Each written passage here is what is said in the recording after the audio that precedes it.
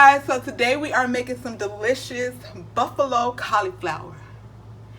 So today we have cauliflower, flour, seasoning. I made some buffalo sauce homemade, some milk, and some oil. Those are all the ingredients that you need to make buffalo cauliflower. Okay, let's get started. Okay, so now I'm going to add my seasoning to my flour because I want it to taste good. You know, you got to season everything, you know, if you want some flavor in it. Alright, and I'm also going to add milk.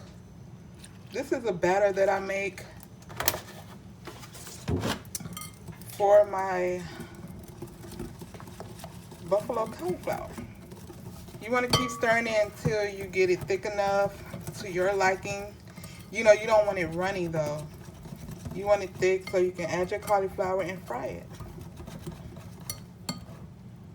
You know, like that. That's not really runny.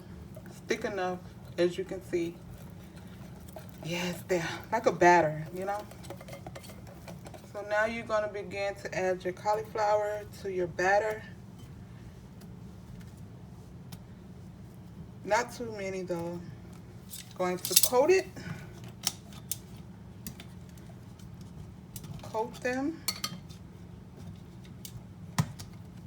And then send them off to the fryer.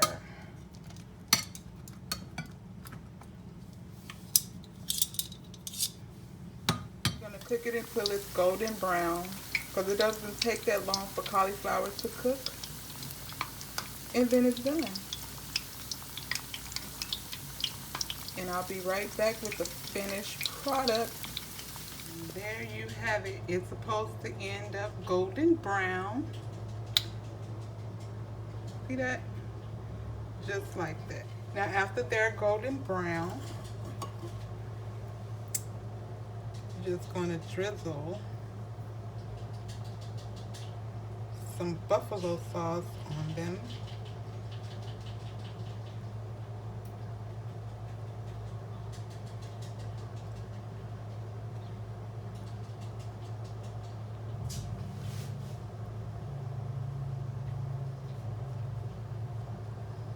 So delicious, I'm telling you, you're gonna love it. You can try it without the buffalo sauce as well, but this video is about buffalo cauliflower.